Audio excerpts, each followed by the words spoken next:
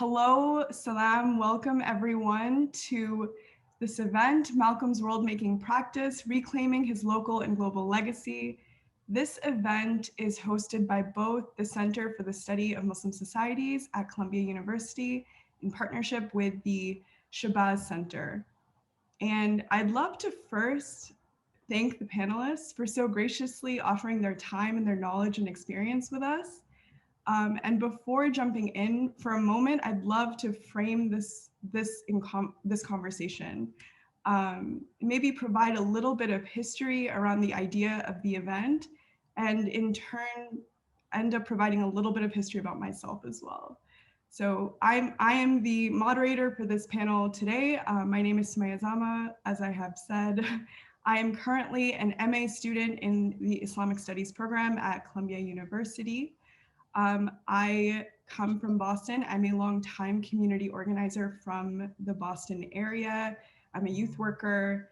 And prior to coming to Columbia University, I organized around civil rights issues in the Muslim community in Boston. And so I promise this connects to sort of the history of the event. As I was transitioning to New York this summer, to start this program, there were a lot of questions I had. As a new Columbia student, I had never attended Columbia before. As someone attending a PWI for the first time, as someone who is a Muslim woman, largely guided by the Islamic theology, the Islamic liberation theology that we will discuss later in this event, I had a lot of questions about my context and about who I was going to be in this space. I had questions about where I was supposed to live. I had questions about what my role was in the institutional and structural racism I had learned about and that I had seen in Boston myself and had combated in Boston myself. And so in the wake of that, in the wake of mutual aid work, protests in Boston, I got an email about an anti-racism mini grant provided by the university.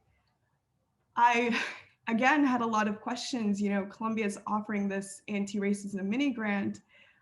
If I were to win this, I would want to find a way to elevate the work of organizations and organizers in Harlem. And so, thankfully we did secure this mini grant, and this event is sponsored by that mini grant. And so that is providing a little bit of context around the spirit of the event and this idea of really getting to the heart of issues and, connecting a lot of dots between what we will begin to describe as Malcolm's world-making practice, this hybrid of his Islamic liberation theology, his anti-imperialism, his vehemently anti-capitalist beliefs. How are we employing that world-making practice as folks who are connected to powerful institutions? That is a little bit about, I know that was a lot, and we will flesh out a lot of these ideas as the event goes on.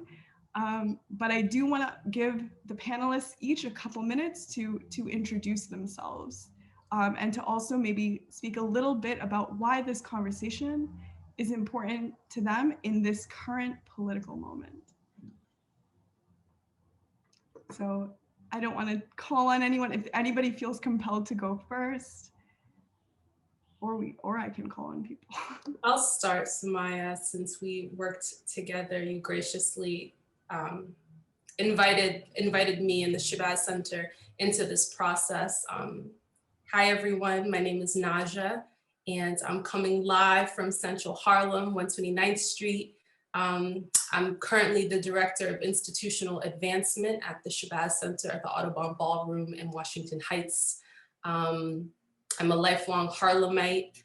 Sumaiya and I, we kind of switched roles. I just recently left Boston. I was at Harvard Divinity School studying Black social movement history, womanist ethics, theology, and also Black culture production. And before that, I got to be a student of the movement in North Carolina, where I think some of the most impressive, most radical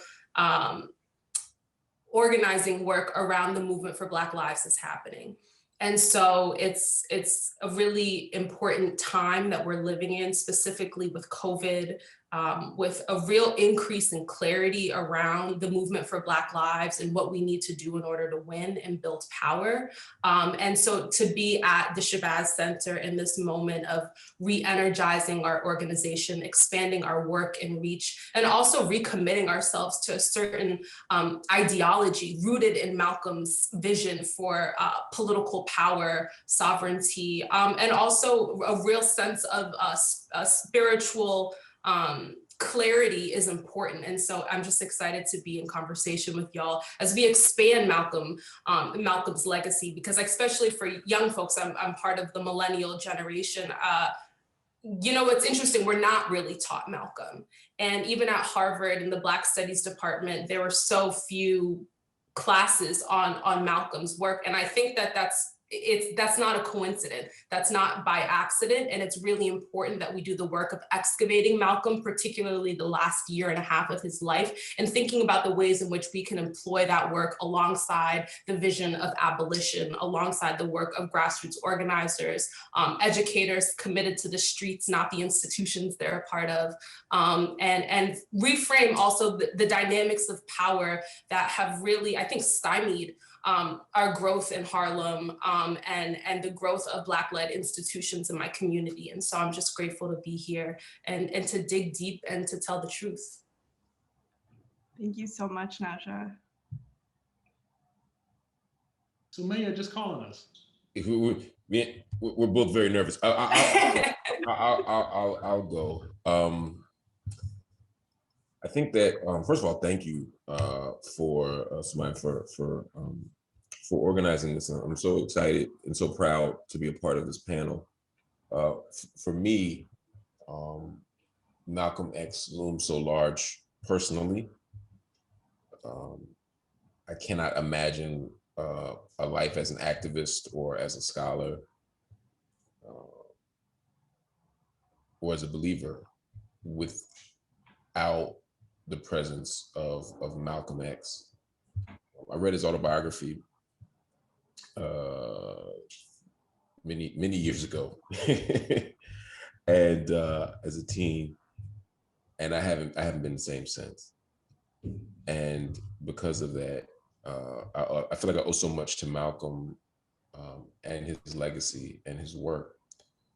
And I think that we don't do a sufficient job of, you know, as Naja said, we don't do a sufficient job of taking Malcolm up as a serious intellectual within these spaces. We don't do a sufficient job of unpacking, excavating, to use her language, Malcolm's work, Malcolm's ideas, and Malcolm's growth, both post Nation of Islam, post March of '64, but also his own political formation as a child, his own political formation as a child of Garveyites, his own understanding of the world as an incarcerated, prison intellectual from 48, when he was incarcerated, from 46 to 52, and then really complicating the story of Malcolm beyond the movie-fied, Disney-fied kind of narrative that really doesn't do justice to Malcolm's radical praxis or his political sophistication and complexity. So I'm honored to talk about that today and really get down with y'all about this as much as we can. Thank you. It's a pleasure to be here. My name is Hisham Aidi. I teach at Columbia. I'm trained as a political scientist, but I'm an unconventional one. I look at political questions, social movements, democracy, race, empire, but through music and art. And to me, Malcolm is a work of art. The autobiography is a work of art, obviously, but also Malcolm himself. I assign, when I talk about decolonization, I assign Haile Selassie's speech at the League of Nations, where he's talking about the hypocrisy of the West, but I also assign a number of pieces by Malcolm, right? So these days we talk about decolonization and decolonizing and decoloniality, and Malcolm was critical to the Bandung movement. He was traveling overseas in 1958 at the height of Bandung, and the Bandung movement would inspire him. Much of his organizing in Harlem, connecting the urban peripheries, the ghettos, the barrios, the favelas, to decolonization.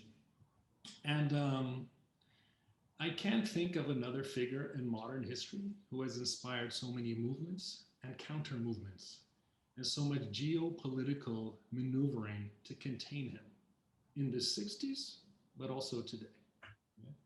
So my interest is Malcolm X's global footprint, the movements he inspires around the world, but also his role as a bridge or as a connector for the wretched of the earth around the world, right? For the people in urban peripheries, ghettos, and I often say that Malcolm X is a geopolitical bellwether. Once a community begins, when a community gains interest in Malcolm X, it means that this urban beleaguered community is beginning to develop a race consciousness. Right? He's a political thermostat of sorts. And I'm particularly interested in, I'm sorry, yeah. Yeah, go ahead. Thank you. No, I don't think anyone said anything. Oh, okay. I heard a cut. And I was going to say, and I'm particularly interested in the role of Malcolm X in art and music, and how his message travels around the world through art and music. And how nowadays, as Naja hinted at, Malcolm is much bigger overseas than he is here, right? That's something to discuss, right? Right. Thank you so much, Professor Hisham. Before we jump into questions, I would be remiss not to elevate Naja.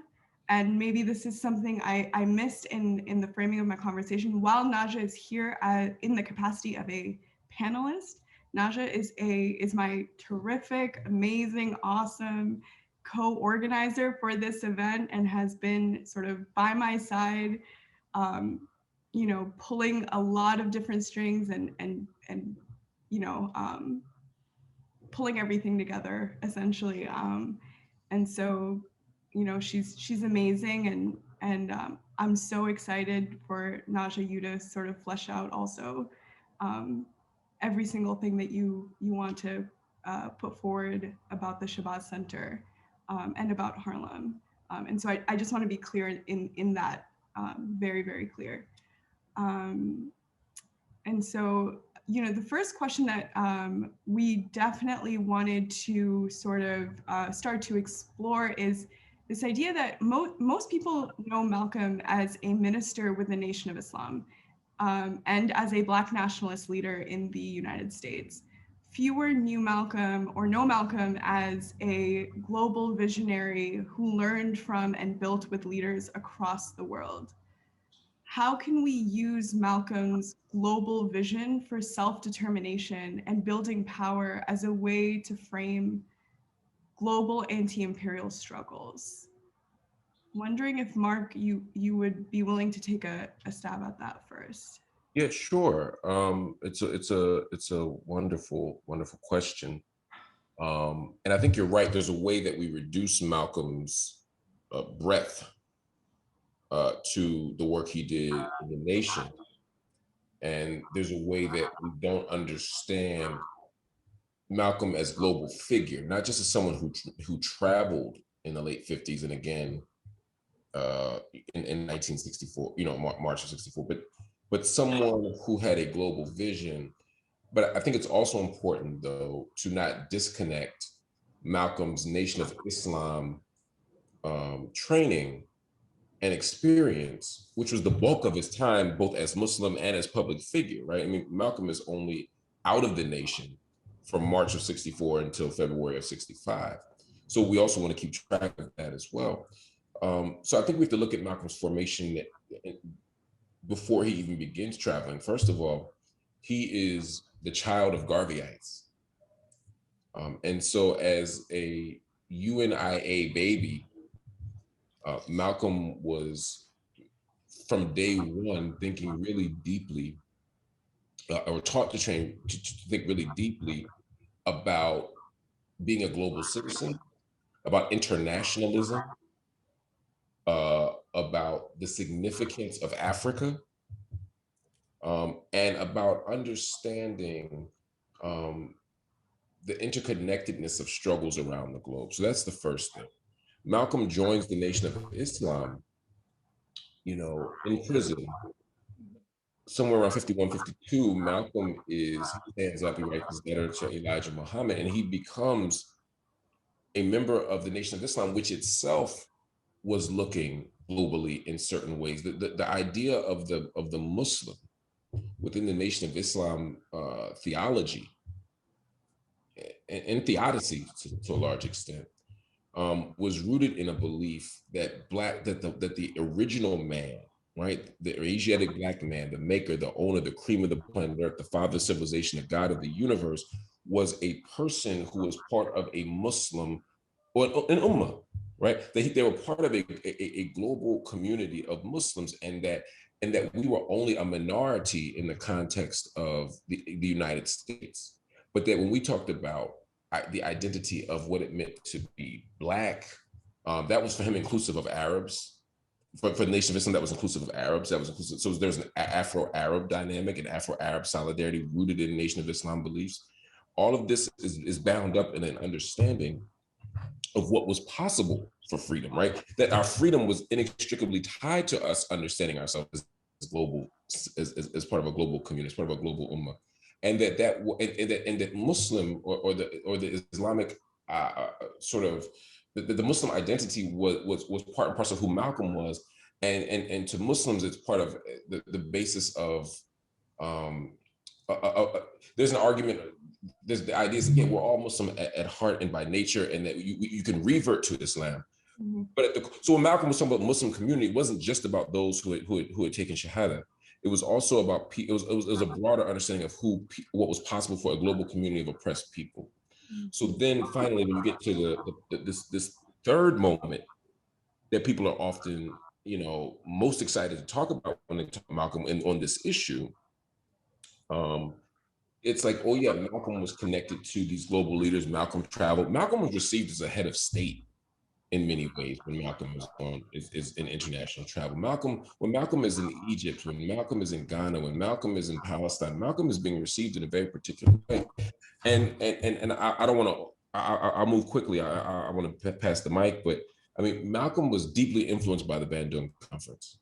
Malcolm was profoundly impacted by the non-allied movement, right? Malcolm was profoundly impacted by the victories that he saw in 54 and 56. Think about the Gamal Abdel Nasser's defeat of the tripartite aggression of France, Israel, and the UK. Malcolm was profoundly impacted by Kwame Nkrumah. Malcolm had relationships with those people, but beyond that, Malcolm understood the possible anti-colonial struggle and anti-colonial victory because he had been trained that way, he had been taught that way, and now as he traveled the world, he was able to understand that in a radical movement. So in the last sentence I would say is, it's so important for us to not think about Malcolm's last days as a moment where he became a colorblind sort of multicultural action figure, right? But that instead it became a moment where he understood, or he developed a belief that there was, to quote Adam Getachew, that there's a possibility of world making after empire. Mm-hmm. Yeah. Right. Thank you so much, Mark. And I think it's especially important that, we don't cherry pick what we want, and we don't reduce Malcolm to the space in his life that is most convenient for us in our current context, in our current identity, in our current moment, and being mindful that he was a full person. So thank you so much for that beautiful reminder. Naja, I'm wondering if you like to jump in on this question as well. Yeah, there's so much to say. It's really important that we remember that Malcolm grew up in a Garveyite household with a mother who was of Caribbean descent. And so he was born into an internationalist framework. And I'm thinking a lot about what it meant for his parents to be landowning Black folks in the 20s and in the 30s, when that wasn't happening. And there's something really important about that, because like within the context of the United States and our own conception of what it means to be a citizen and what it means to be in possession of our full humanity, owning land is central to that. And as we know, for a very long time, only white land-owning men were considered human and were considered citizens of the US imperial project. And so for Malcolm's parents to push against that, and really ultimately that led to the downfall of his family and to their death, you know, that I think that firmly rooted Malcolm in a politic of Black sovereignty and Black land ownership.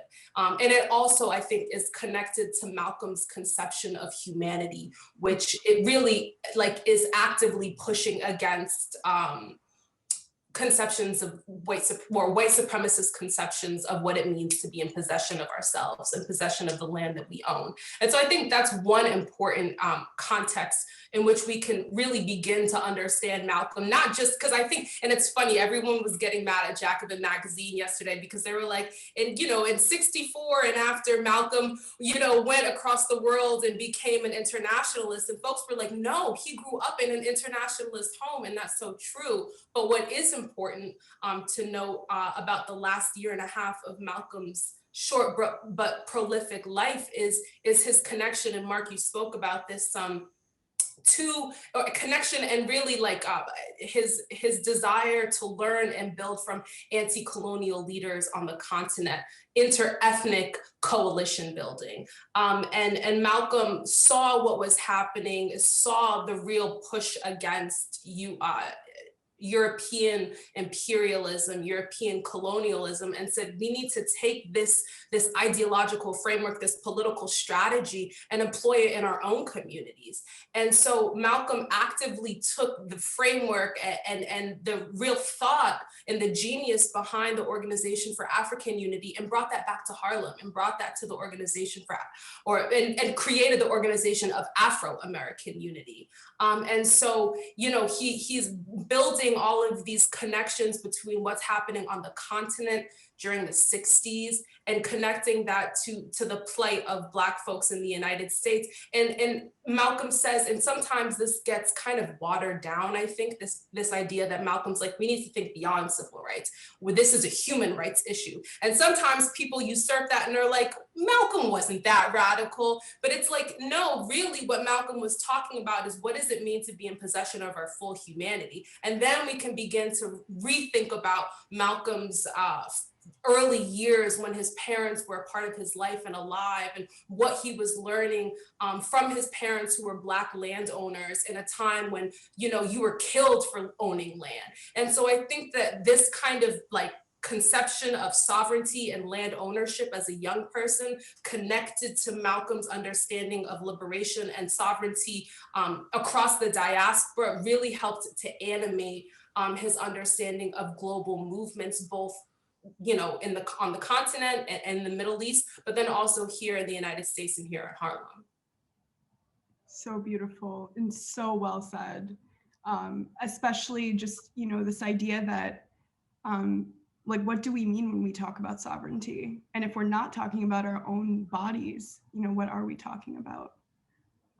Thank you so much. Professor Hisham, I'm wondering if you want to. I'll just say something about the internationalism. Yes, he grew up in an internationalist household. His mother, originally from Grenada, spoke French. She tried to teach him French. If you look at the Schomburg has Malcolm's book collection, one of my favorite pieces there is a book by Jean-Paul Sartre called Black Orpheus. And it's meticulously marked up. He's even correcting the translation from French to English, right? In fact, the French often said that by any means necessary, that Malcolm actually got that from Jean-Paul Sartre. I don't think they'd be saying that today, given their fear of all things Islamic. But so yeah, he had that internationalist background. And then in the nation, he gets a new sort of the discipline, but a new internationalist vision that links different parts of the colonized world, the Afro-Asiatic world, The Nile Valley, Nubian civilization becomes an anchor. Realize it was in prison where he wrote a letter to the Egyptian embassy asking for halal food, mid-50s, right? And then he goes overseas as an emissary of the nation, creates contacts, which later, when he leaves the nation, he taps people that he taps later, such as Anwar Sadat of Egypt. There's a really good novel that I'll recommend to people logged in called And Bid Him Sing by David Du Bois, who's the son of W.E.B. Du Bois. And he was living in Cairo, part of an African-American expat community, when Malcolm comes for the OAU conference of 1964. And it's a beautiful novel because it describes the visit in great detail and how he wanted to set up Bandung-style organizations in Harlem, including the Organization for Afro-American Unity, but also a branch of Al-Azhar University and a branch of the Muslim World League. All these different organizations, he wanted to set up branches here in Harlem. And just think of this man who dies at 39, navigating all these treacherous geopolitical waters, right? And what's striking about Malcolm is that it's his radical incompleteness, right? Which we don't know how he would have evolved or developed, so we tend to project our own ideological preferences onto him.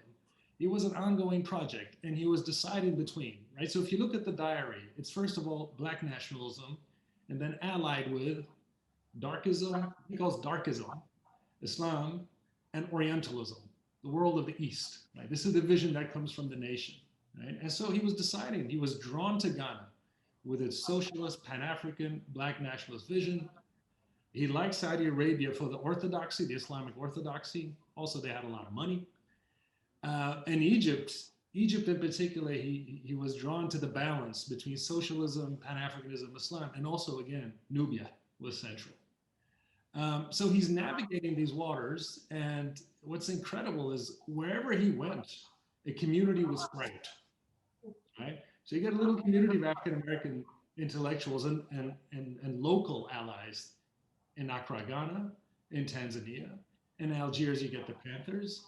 In Cairo, you get these Pan-Africanists with a Maoist leaning around Shirley Graham Du Bois, especially after the coup d'etat in Ghana. In Algiers, the Panthers. In Morocco, you get Sufi Pan-Africanists. And so his footprint today, and of course, Paris. I mean, I'll come back to Paris later, but Paris is a critical part of his legacy. There's a really good book called Black Paris, Paris Noir by Tyler Stovall at Berkeley. Came out in '96, but in the mid-'90s, he says there's a Malcolm X cult out in the suburbs of Paris, right? And he's talking about the history of the African-American community there. But you had a number of Panthers who settled in Paris, Algerian freedom fighters, people from across Francophone Africa. And so I'll leave it at that. The internationalism comes from the Nation of Islam, as does the practice. And then he takes that to the international level. Thank you so much, Professor. Very well said. We've talked about the internationalism. We've talked about connecting these dots between the local and the global. But now I kind of want to start to become more specific. In the beginning of this talk, I sort of named how, as a Muslim woman, Malcolm X has greatly informed my own understanding of Islam and the faith that I practice, and has continued to actually influence my research, as well as I'm really interested in the intersection of surveillance and Islamic ethics, and how Muslims are using Islam to combat their issues in their lives, and more specifically state surveillance. And so, I'm really interested in the intersection of Malcolm's liberatory reading of Islam and his political understanding of oppression and injustice as it manifests in the world. Malcolm's practice of a liberatory understanding of Islam offers a broader framework through which we understand radical compassion and the importance of upholding intrinsic human worth. How can we recenter Malcolm's faith practice as central to his political work? Yeah, that's another wonderful question, and there's so many ways to think about that. Again, I would begin with the Nation of Islam. There will be people who will be uneasy with me beginning there, because of these different interpretations of Islam, of Islamic theology, of people who will argue that the nation is heretic, etc. And while I don't want to wade into that debate for the purpose of this conversation, because I think it's beside the point, I would say that Malcolm's primary understanding of Islam is rooted in the Nation of Islam's theology. As Malcolm grows, as you point out, for example, Elijah Muhammad's son was, I believe it was Akbar, was at Al-Azhar. And when Malcolm was traveling to Egypt, he encountered him. Of course, he encountered Warathdin Muhammad. He encountered, as he went through time, Malcolm's Islam developed, his understanding developed. He rejected the idea that Master Fard Muhammad was Allah in person, right? He rejected Elijah Muhammad as being part of the prophethood, or being among the prophets, and he embraced a more traditional understanding of Muhammad ibn Abdullah as being the Khatam Anbiya. But when you talk about his fundamental belief, Malcolm's fundamental belief in the liberatory possibilities of Islam, it begins with the nation, and the nation's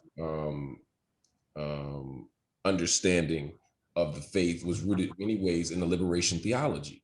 Yeah. And a fundamental belief that, in the Conanian tradition, in many ways, the Nation of Islam itself is rooted in has many of the tropes, many of the ideologies, many of the features of Black Christianity, particularly in its early stages, right? Ramadan was celebrated December. It didn't move on the lunar calendar. Jummah prayer didn't happen on Yom al-Jummah. It didn't happen on Friday. It happened on Sunday, right? When people would be going to church. They were ministers. They weren't imams. So there's a way that the nation modeled itself after that. And when they would draw into the Exodus story, when the Nation of Islam would draw into the Exodus story, I mean, in many ways, when they talked about being children lost in the wilderness of North America, they were drawing on the Exodus story. Eddie Glaude talks about this in his first book many years ago on Exodus, right? This idea of how Black people would link themselves to the narratives of the Bible, and particularly Exodus is a way of understanding who they were in political possibility. So there was kind of a hermeneutic of possibility for them of liberation in the present moment. And so Malcolm's first understanding of Islam for Malcolm, the idea that Islam was liberatory was axiomatic. For him, to be a Muslim meant that you were committed to freedom. To be Muslim meant that you were committed to justice, right? And that's the stage where I would argue that there's no distinction between what the nation was doing at that time and what the global ummah was doing. And to the extent that they both understood at its best that Islam was about justice and liberation and freedom, and it was tied to a praxis. Now, at the very same time that this is happening, there's also a wide range of Arab nationalist movements happening, right? I mean, so you can also see what's happening from I would say from 1956, right? And maybe even 54, but certainly 56, when we're looking at the sort of the rise of Arab nationalism with Gamal Abdel Nasser formally in control and successfully beating off, in some ways, the first successful response to the 48 war. So you got this happening. And then from there until probably 1979 with the Iranian Revolution, where you saw nation building, but not necessarily world making, right? Where you saw the Western colonial powers pushed out, but not necessarily replaced by a kind of liberatory framework or an alternate framework. It was imperialism by other means in a lot of ways. In between that time period, Malcolm is able to see what Muslims can do. So the vision of justice and freedom is there. He's rooted in that in the Nation of Islam theology. But as Malcolm grows and develops, he understands that he understands that Islam and liberatory praxis in Islam is rooted in two principles, right? At least two principles, certainly two principles from the Quran, right? Ilm and amal, right? This idea of knowledge and this idea of action, right? That it's not enough to just know stuff. It's not enough to just do stuff. And so Malcolm's reading practice, Malcolm's investigation of the world, Malcolm's deep knowledge, you know, it's all bound up in his belief and in the belief that Muslims have a duty to leave the world better than they found it. They have a duty to produce justice, but they also have a duty to produce it for themselves, right? It's not just about acts of charity. It's about intervention. It's about saying that we have to engage in forms of action that leave our worlds better than we found it, and to impose justice in our worlds. And for Malcolm, that is in many ways an Islamic liberation theology that too often, I would argue, finally, has been reduced to what people will just call political Islam, right? Which then becomes in some ways, you know, it becomes reframed or narrowly framed as fundamentalisms and very narrow forms of violence, as opposed to really understanding what it means for Muslims to fight anti-colonial struggle, anti-imperial struggle. And for me, that's what Islamic liberation theology was about. It wasn't just about creating justice. It was about fighting Western colonial power. It was about defeating imperialism. It was about producing justice. And that's why I say up until about 79, where I feel like it's like we're going to get rid of Western colonial power, but we're not necessarily producing justice in its place. Right.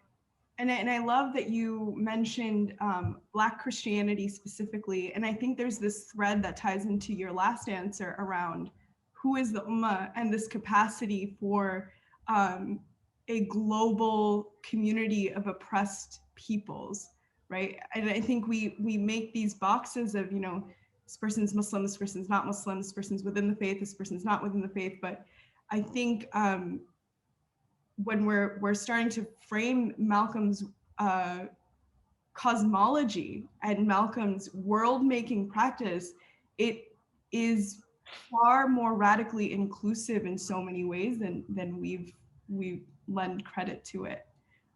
So thank you so much for that answer. Naja, would you like to jump into that question? Yeah, so I mean, I want to just kind of start by saying this is, I didn't grow up in the Muslim tradition. It's not a religious tradition that I really studied, but being able to be at the Shabazz Center and learning on the ground and being in these sorts of conversations is actively, you know, my praxis-oriented education. And so I'm grateful for that. And so what I'm able to offer is somewhat limited, but I do think about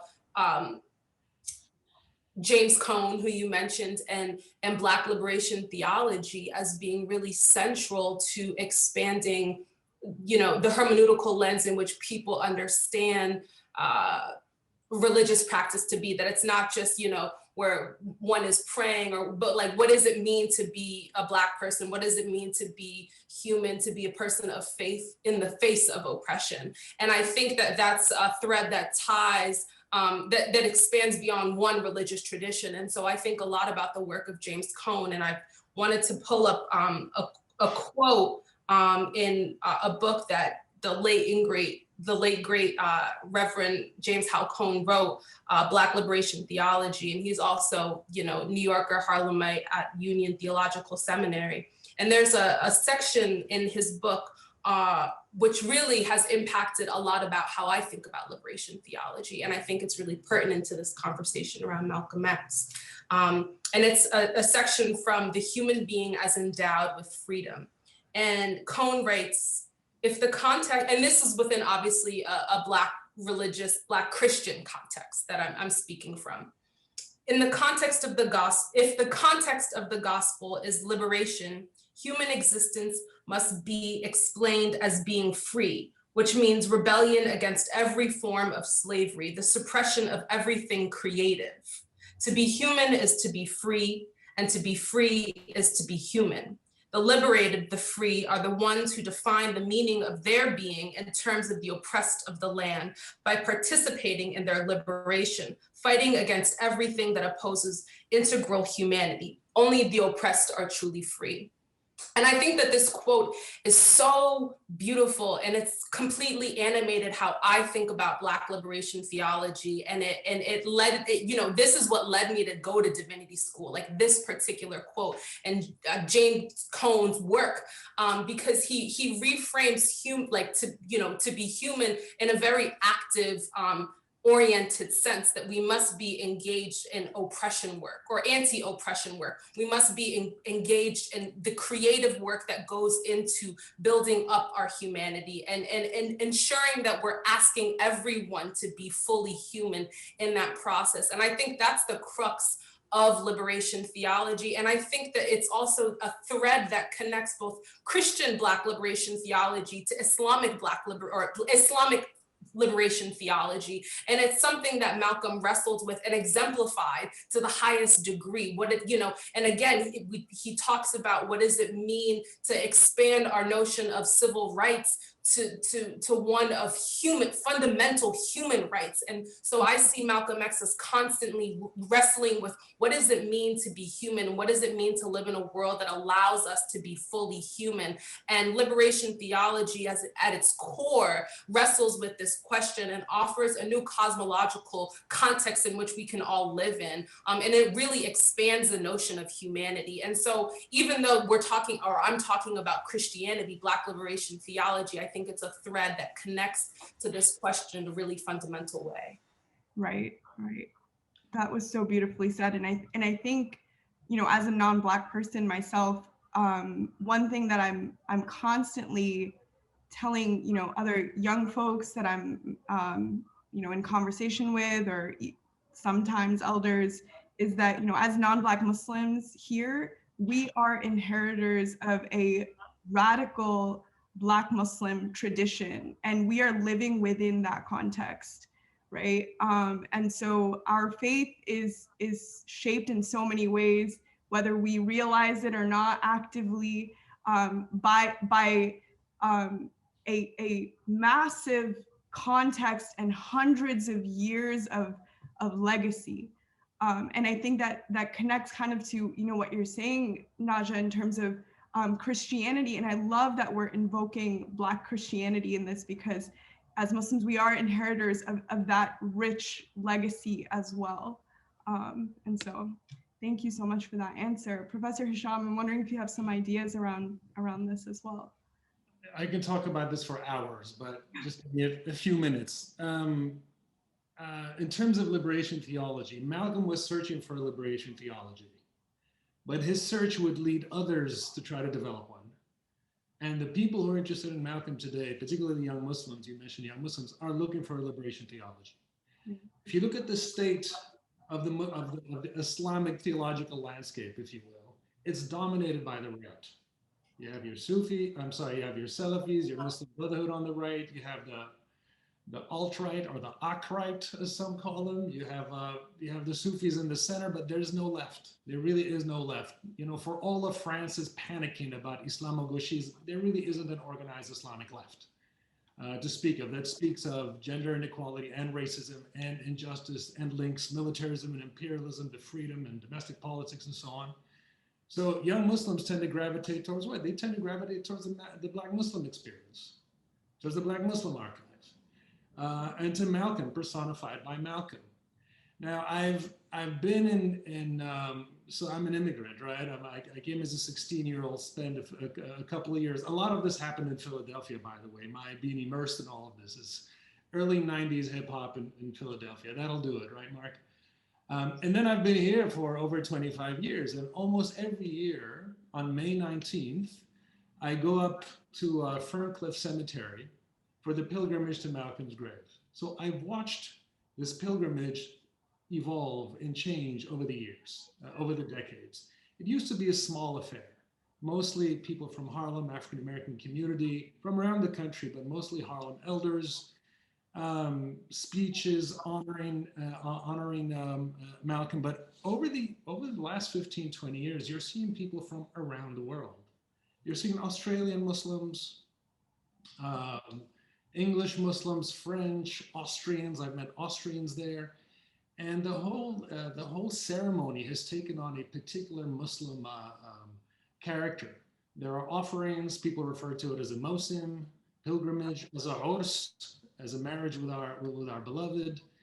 And I think much of this business of, usually if you grow up in the diaspora and you feel disaffected, you want to study pure Islam, you go to the East, you go to Pakistan or Yemen, and you come back with wearing a robe and a bit of an accent and so on, right? But now I'm seeing this journey across the Atlantic, for young people from Paris and London and Berlin who come to the US to immerse themselves in Black history and Black theology, looking for some sort of liberation theology. And Naja, thanks for mentioning James Cone. I mentioned in my opening that Malcolm would inspire a number of movements and counter movements, right? So one of the first things he said was that Christianity is a white man's religion, right? That would inspire James Cone, right? I often wonder, what if Malcolm had said something like that about Islam? If he had made a forceful critique while in Mecca or Medina or Cairo or wherever, what kind of response would have gotten? But I'm going to say just briefly, Malcolm is often accused of having been silent on three things, his critics, right? He was silent on authoritarianism in Africa. He didn't call out, he should have called out, right? He didn't call out the head of Kwame Nkrumah or Nasser or the Saudis and so on. And this creates a position, in the years after his death, a critique emerges, an entire movement emerges that's saying he was silent on racism in the Middle East, ethnic and racial domination in the Middle East, ethnic and racial domination in Africa, and authoritarianism. And from these so-called silences, you get three movements critiquing it. Right? You get the neoconservative movement. A lot of people, much has been said about neoconservatism, right? It's a response to the '67 war and the position of Soviet Jewry, but it's also a response to Malcolm and Black Power and the declaration of solidarity with Palestine and Afro-Arab solidarity. How to contain that? The way to contain that is by saying that Islam is anything but colorblind and we need to talk about racism. Bernard Lewis's book of 1971, Color and Prejudice in Islam, is a response to the autobiography of Malcolm. It's a response to the Hajj Epiphany, right? Malcolm died at 39, right? So he can't have done everything. And his position was, I'm fully aware of these ethnic tensions and racism and so on. Look at the interview he did with WBLS Radio when he came back in 1964. But my point here is that he would inspire a number of movements, which I want to give you the movements, maybe later, but also counter movements. And the counter movements are the ones who said, he didn't talk about ethnic domination in Africa, right? And when the anti-apartheid movement begins mobilizing here, that's the critique that happens. From Malcolm to Randall Robinson, why don't you talk about Rwanda or Congo? What's your obsession with South Africa? And from the neoconservative camp, why talk about Palestine when you should be talking about Yemen and Saudi and this and so on? But it's just incredible how many discourses he shaped after his death. Mm-hmm. Right? And the debates are still ongoing. These people are still waging war against Malcolm for having been silent on this, that, or the other. The man died at 39. He kind of addressed anything. And he deliberately, his position was, they have just gained independence, these states. They need to consolidate power, right? The enemy right now is imperialism and white supremacy, and we need to create some sort of Bandung movement that'll support Black nationalist organizations in the US. It's giving me so much to reflect on. And I think, in particular, we keep coming back to this space of he left us so young and he only had so much time. And how much do we project onto people? Malcolm, there's Malcolm as a person and there's Malcolm as the legend that sort of exceeds him. And we've, we've all talked about this, of how we've connected to him as a legend, essentially, and everything he left behind for us. And specifically I'm fascinated by the folks you're mentioning who come on this pilgrimage now, and how that small community continues to grow. It's I think quite interesting. I want to talk about something that might feel Sumaiya, is it okay? I actually have another question, if that's okay, before we move forward. Well, two things. One, Mark, I know you just came out with an excellent book, Except for Palestine, which is important.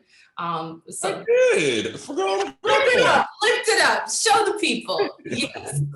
I mean, I'm just curious, and obviously you have so much knowledge around this, but I think that this is also the question, and Hisham, what you're talking, well, two things I'm thinking about. I think one, if we're to really examine Malcolm's work, we understand that his liberatory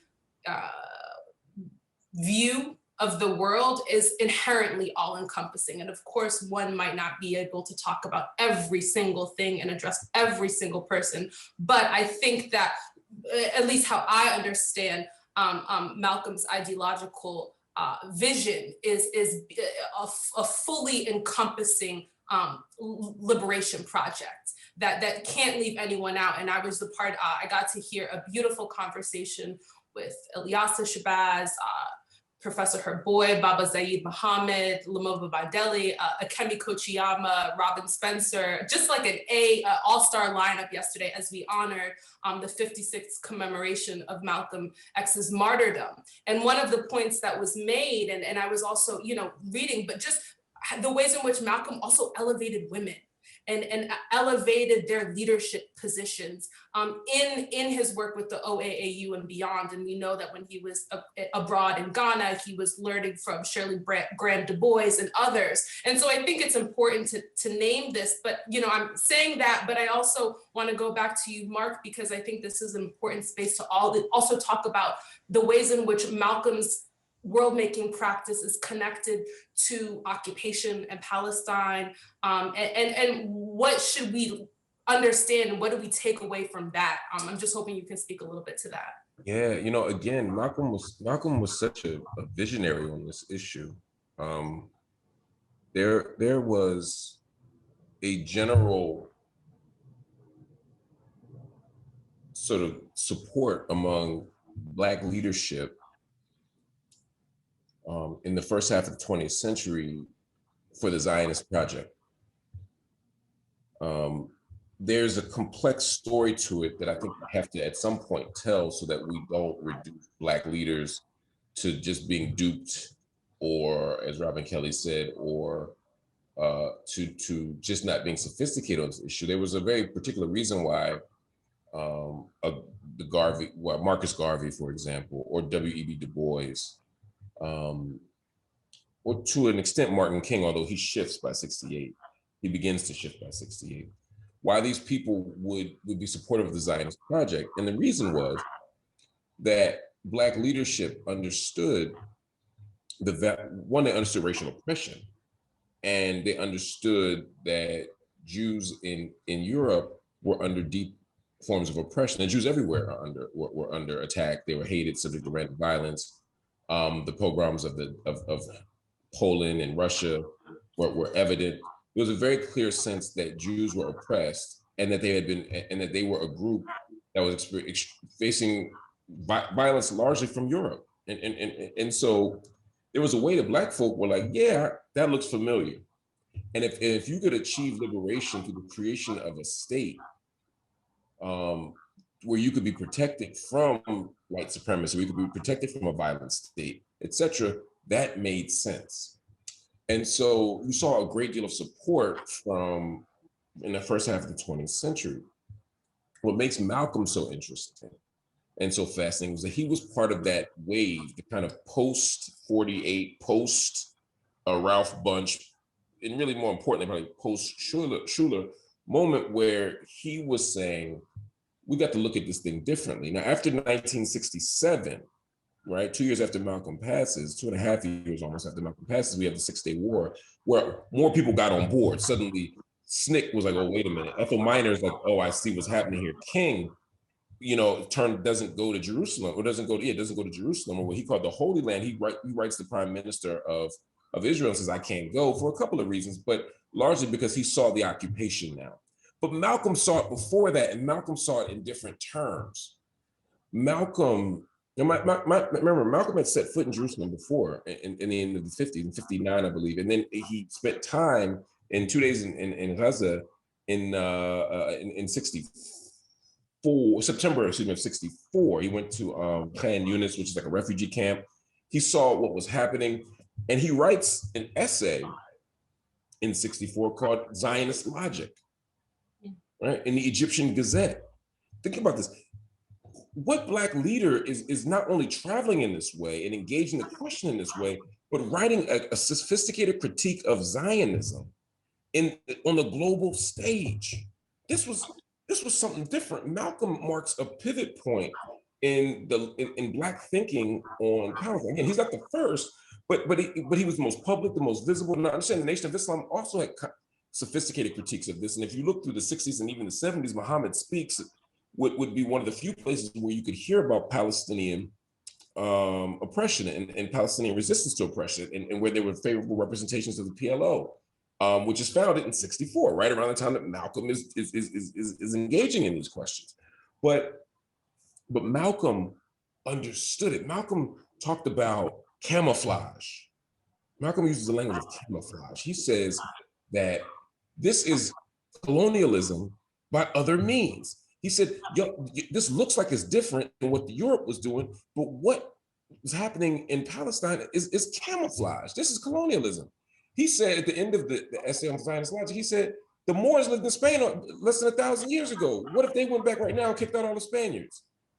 Would that be cool?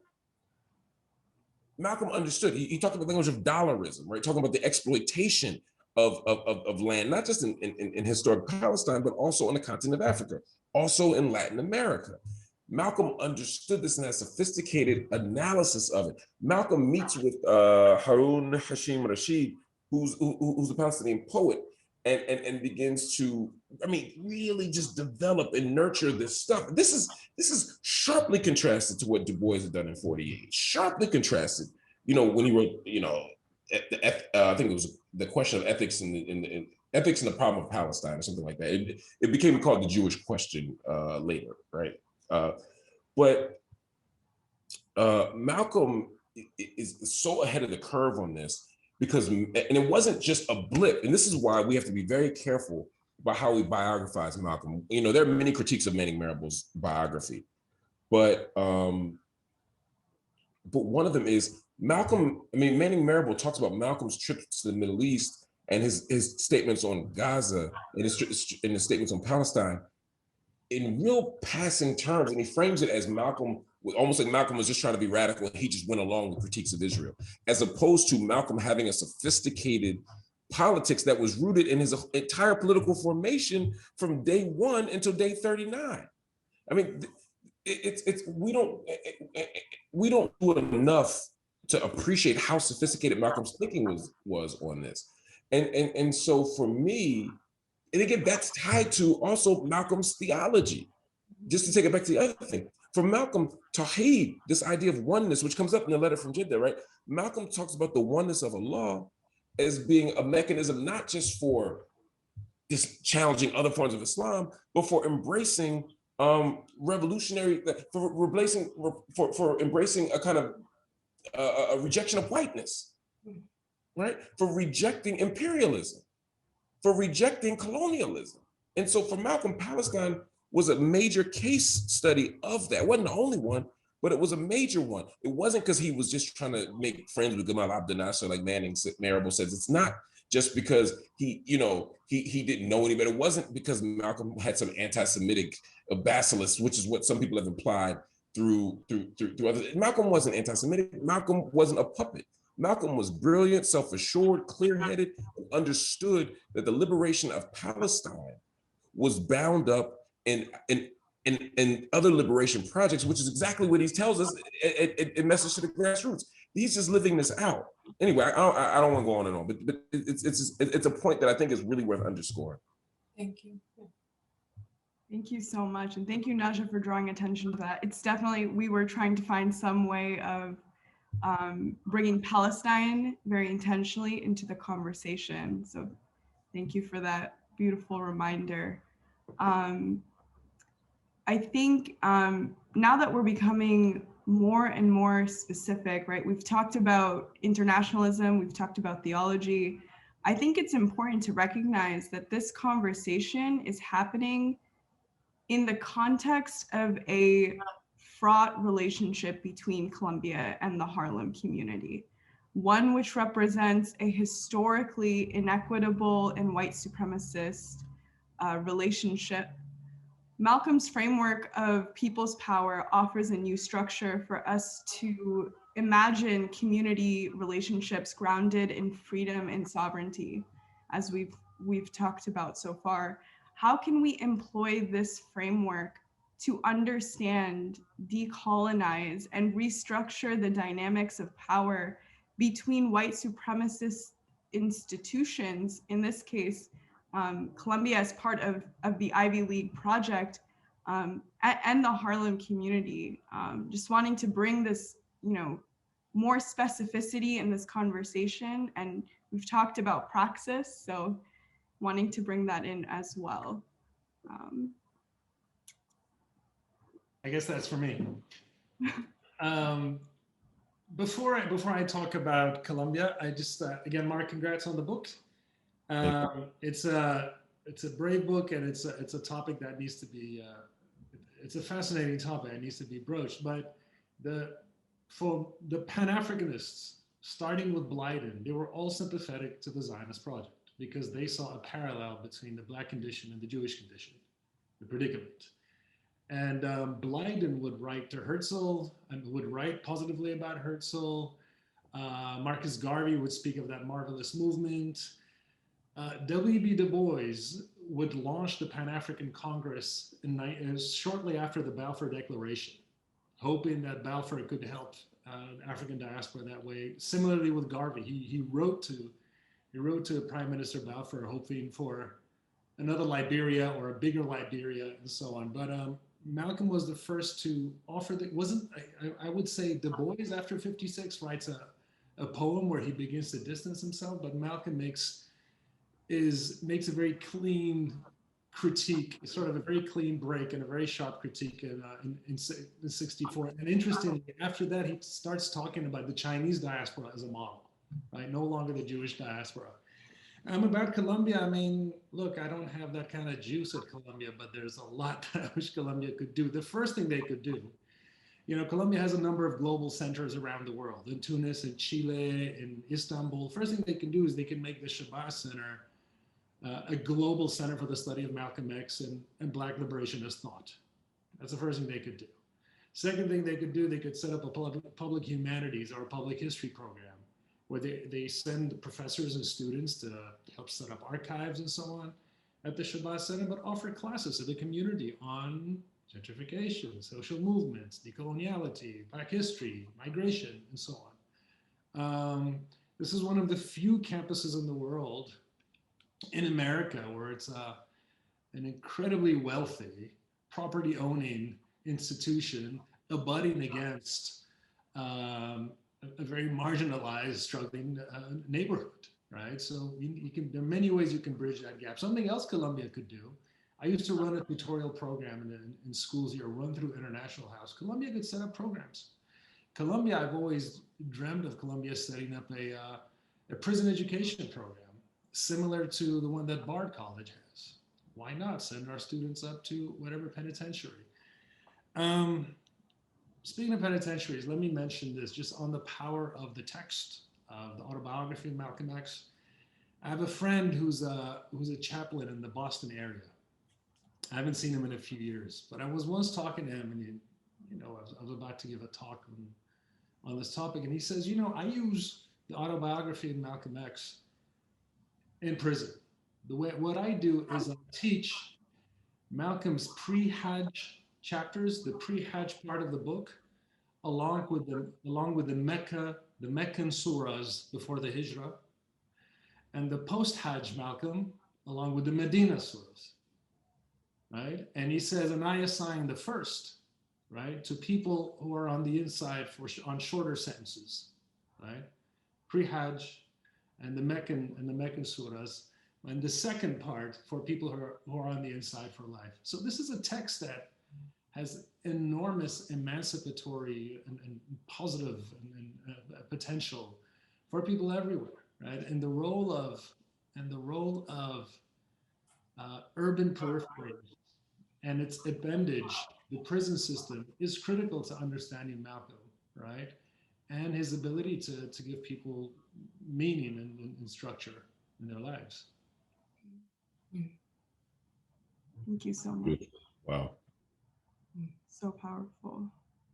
Naja, I see you contemplating. If you like to jump in here. Yeah, oh my God, there's so much to say and think of. Well, firstly, I mean, as a resident of Harlem, I've seen the ways in which Columbia has interacted with my community at a very visceral level. And I've seen my community change, the geographic landscape of this community change, which in some ways is exciting, but then also we know it's been detrimental in many ways.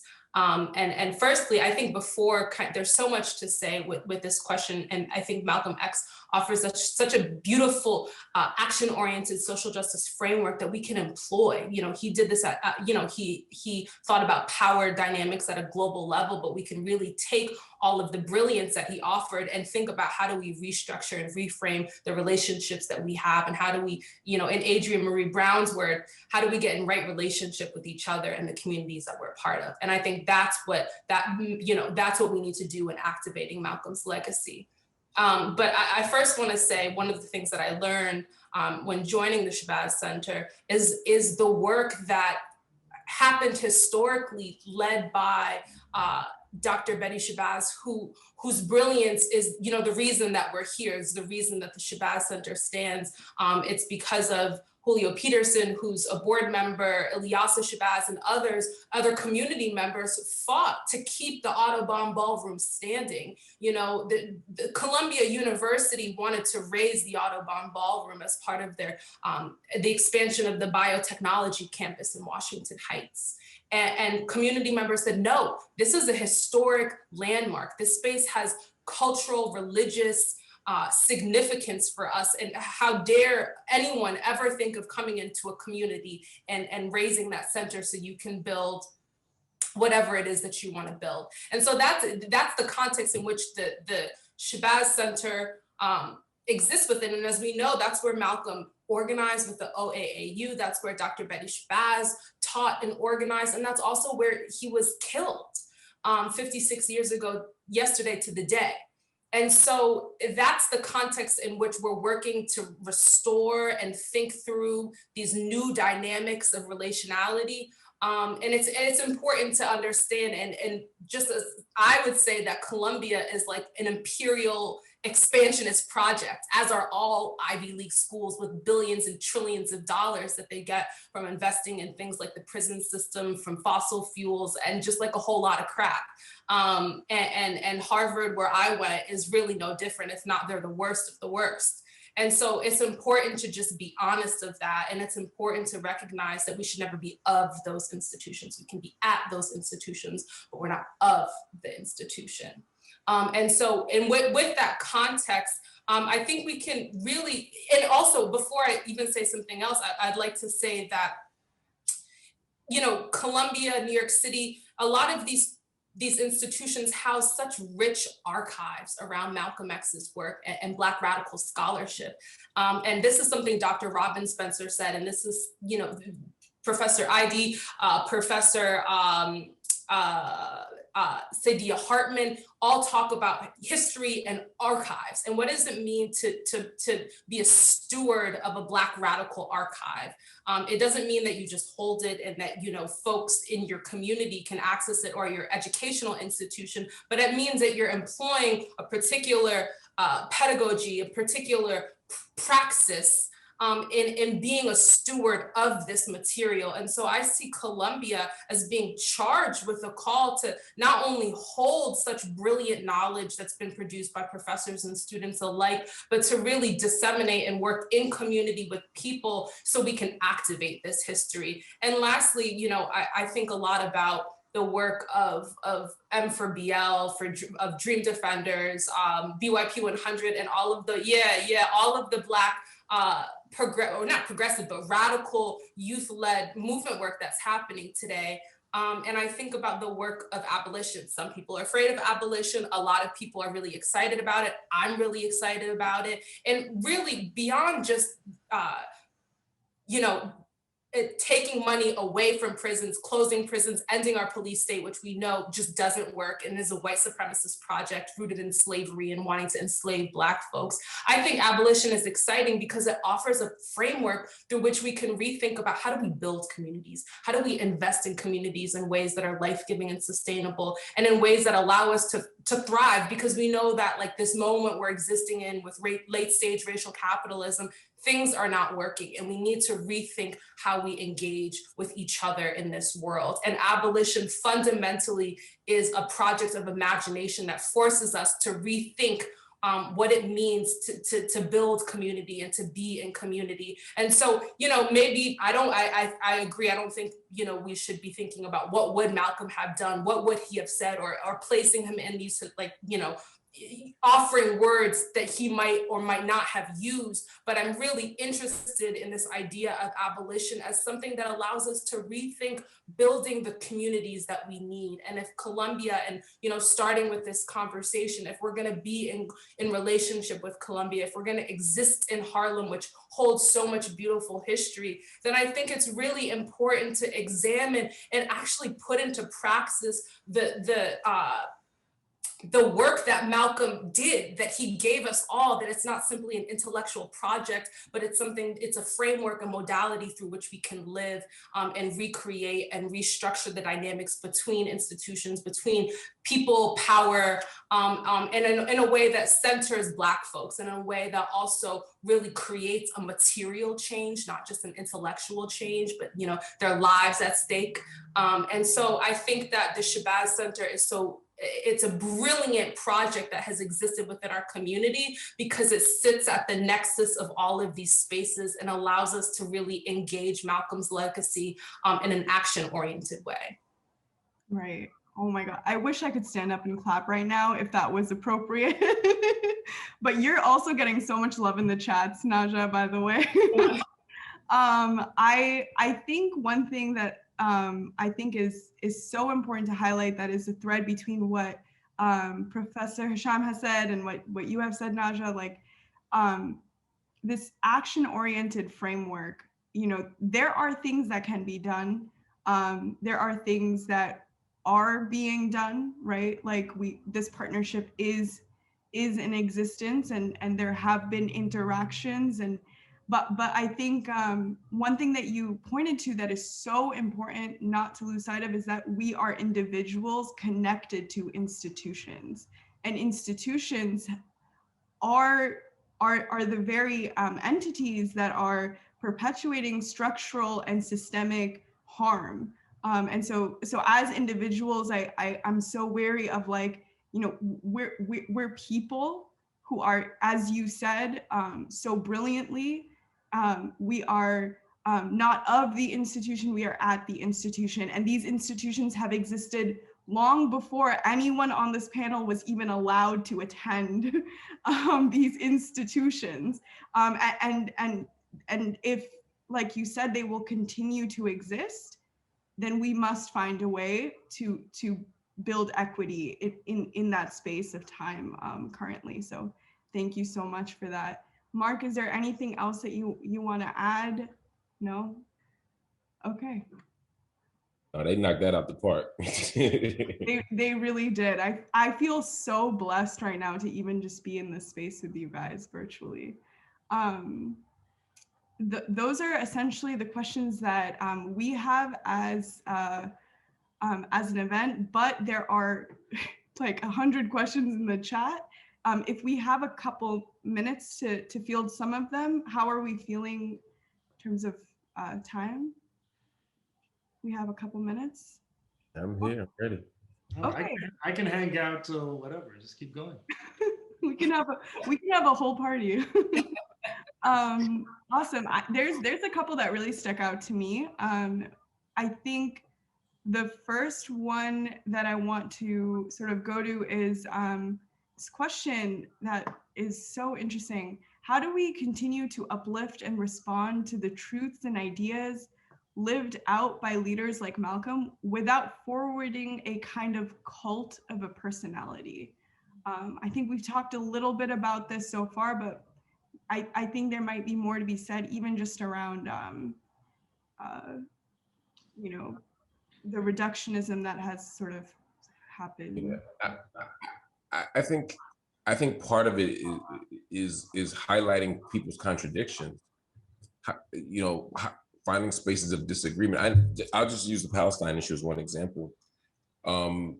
You know, every year on Martin Luther King's birthday, I'll give a big shout out to Martin Luther King and say that he's extraordinary, you know, in all these ways. He's one of the greatest Americans we've ever produced. And then I'll get it in the last couple of years since I've been doing the Palestine work, I'll get notes from people saying, well, he was a Zionist. What do you say now? And I'm like, he was wrong. One, he wasn't a Zionist, but King wasn't a Zionist, but beyond that, like, let's say he was, then King was wrong. And that's okay, right? That's fine. King could be an amazing person and wrong on this issue. But if we start holding people up once they leave us, even in the super martyrdom, if we hold them up as perfect, I think that's troublesome. I think part of what makes Malcolm such an amazing figure is that Malcolm himself was very open to changing, right? Malcolm talked about his greatest asset being his sincerity, right? Malcolm was principled and disciplined and sincere. So Malcolm would engage an idea, and if at some moment he realized that he was wrong, he would say, you know what, I got this wrong, and now I think about this differently. And so for me, even recognizing that Malcolm himself didn't hold himself to a standard of perfection, a standard of excellence, yes, but a standard of perfection, no, we want to be better. If we understand that, then I think that's what, so when I engage these people's legacies, Malcolm or whomever, I engage it from a place of critical engagement, of critical generosity, right? Meaning, because, you know, one thing that happens in grad school is you open up the book and the first thing you do is tear the author up. All grad students are like trained to say, here's what's wrong with this thesis. It's easy to find what's wrong with the thesis. What was the person arguing first, right? What was the case they were trying to make first, right? Let's begin by understanding the project. Understand Malcolm's project, engage Malcolm's project, but take it very seriously. It's serious enough to critique it. And then we don't fall into that space of perfection. Perfection. It doesn't mean that we wallow in the tawdry either. It doesn't mean that we try to find, blemishes that don't have anything to do with the person's broader legacy. It means that we try to understand them as full human beings. And I think when we do that, we're much less likely to deify them. And that's why I love the fact that people on this panel are like, well, I don't know what Malcolm would say to gentrification in Harlem right now, but I don't think we need to, right? Because there are other people speaking about those issues, right? And so we can use Malcolm's legacy and Malcolm's insights to bring something to bear on the conversation, but we don't want to ever turn into, we don't want to turn these people into literal prophets, but rather instead thinking about them as sort of guideposts and people from whom we can learn great lessons. Awesome. And I love that you said there are other people speaking on this issue, because it's so true. And I think sometimes we get lost in the sauce of like, what would this person have said, and why aren't we bringing Malcolm to the present right now? And I love that you use the term generosity, because it's part of that same humanity we're naming that folks are fighting for. We're fighting for ourselves is this humanity of even being able to make a mistake. And I'm thinking about that on an intellectual level, but also on a personal level as well in this work and in this context. Thank you so much. Does anybody else want to take? Yeah. I like the wallow in the tawdry. Let's not wallow in the tawdry. I'm gonna borrow that.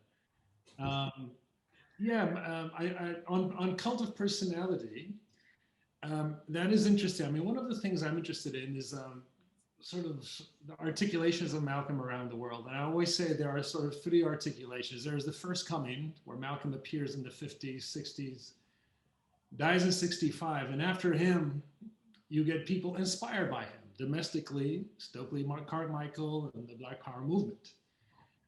You do then get posers and a sort of cult of personalities, but they don't last. But you get actual leaders who are truly inspired and they build movements. In England, you get the Black Power movement in England. led by Abdul Malik, who met Malcolm at 1964, I think early 65 during the Oxford debates, right? So you get a movement, Black Power movement in England. Then you get a Black Panther movement where? In Israel, right? The Israeli Black Panthers, right? With the T-shirts and the fist up and so on.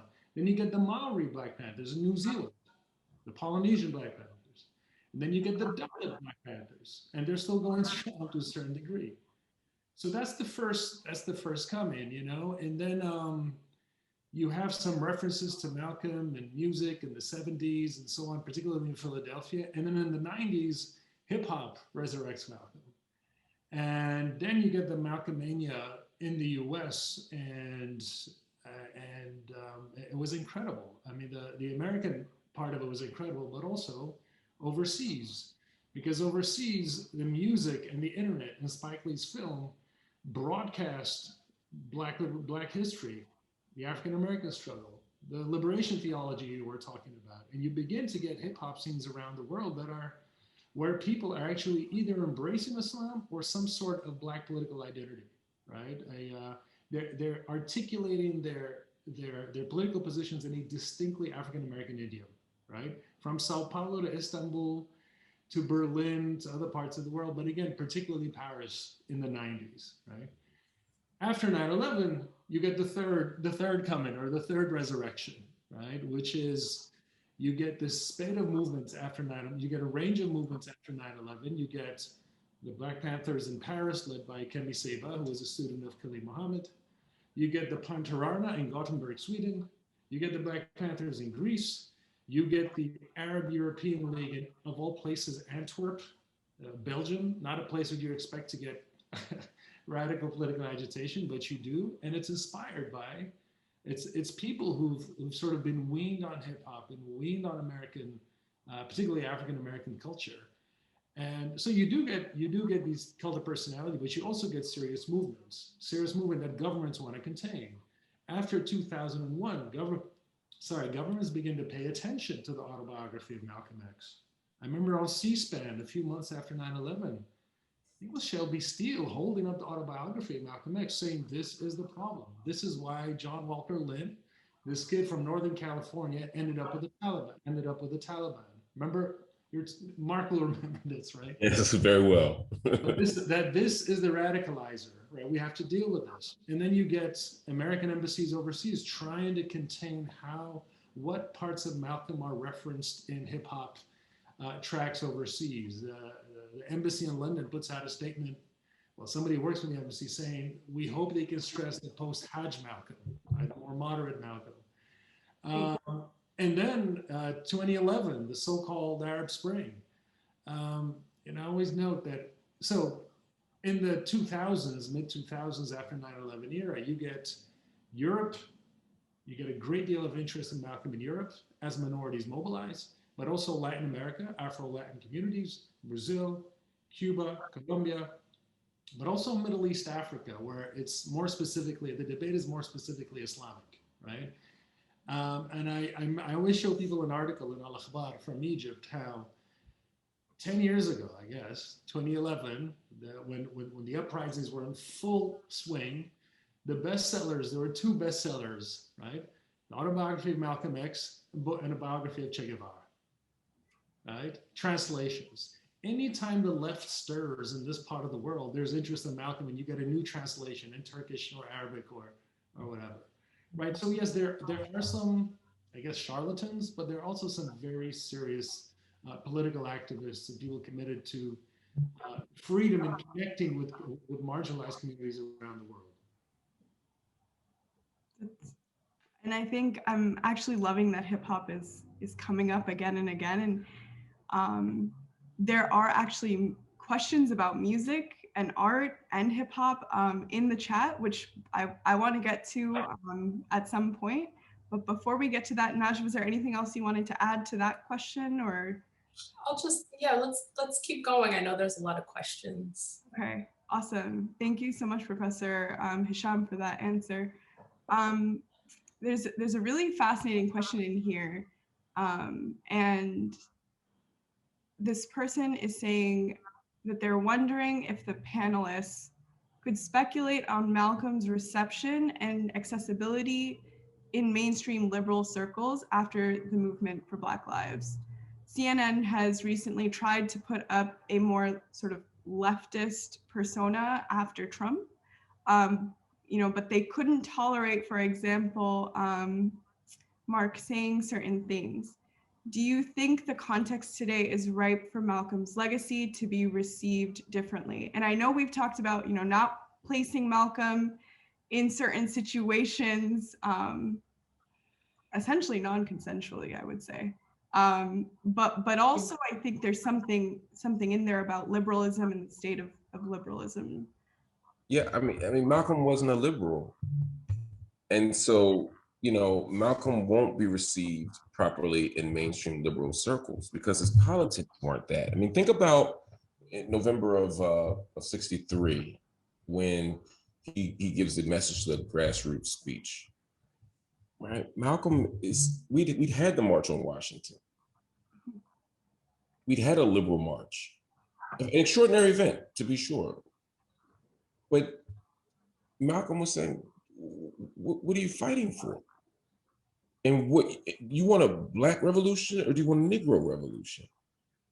Right? Because, Negro revolutions, you might be fighting to be able to use the same toilet as some folk, right? The Black revolution is about something else.